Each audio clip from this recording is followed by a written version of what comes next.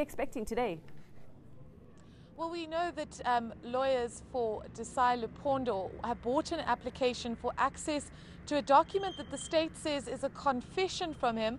Of course, Uveka, he claimed in an affidavit on Monday that he had in fact been assaulted by the police in front of his children. They've backed up those claims. The state has said that it has a watertight case against these four and has used his alleged confession as a basis for that statement. Now, his lawyer is saying that he is entitled to see that statement. He doesn't know what's in it, and so we expect the magistrate to make a decision on whether or not they should be allowed access to that statement, after which lawyers for the two police officials implicated in this crime will give their response to some of the assertions made by the state, including the state saying that one of the officers, Officer Maropeng, in fact, on a 12,000 Rand salary, owned a Maserati Land Rover and a Mercedes SLK. So, of course, the police's lawyers will be dealing with those allegations and assertions by the state that they were effectively on Krejcir's payroll. Karen, what are the chances we will get a bail decision today?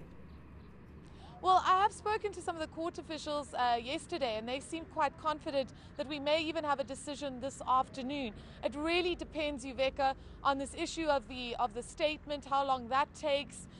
We may well see if this turns into a protracted sort of legal tussle between the state and the defense. That may delay this process even further. But court officials saying to me that they were relatively confident that if things went smoothly today, we may even see a decision this afternoon. Now, we know security is a big concern when Krejcir does appear in court at any time. What is security like this morning? Well, definitely not as intense as it was last time. Remember, in the last court appearance, numerous police officers around court security telling us we wouldn't be allowed inside the precinct.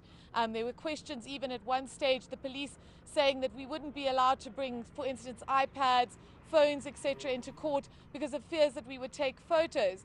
The chief magistrate, despite those quite strange and stringent security measures, completely overruled that kind of directive from the police and allowed us in, allowed us to film. So certainly while there is this very sort of strong security rhetoric coming from the police, court personnel themselves have been extremely relaxed about this hearing. Now, where has Krejcir been held in all this time, Karen? Last we heard, his team said he had to go to hospital urgently. When he was taken back on Monday, where did he go and where's he been since then? Well, we understand that he is still receiving treatment.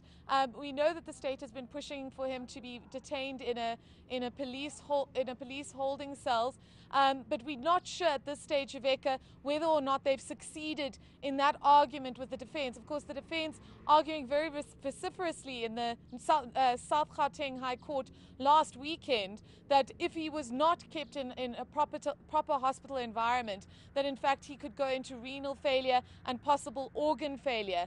Now, we know that he has been receiving treatment. We know that certainly from what I've seen, his condition seems to have improved. It just remains to be seen whether the doctors who are treating him have in fact signed off on him being kept in a police holding cells. All right, thanks very much. We'll catch up with you a little later on. That was reporter Karen Moore. Know more about your world. eNCA.com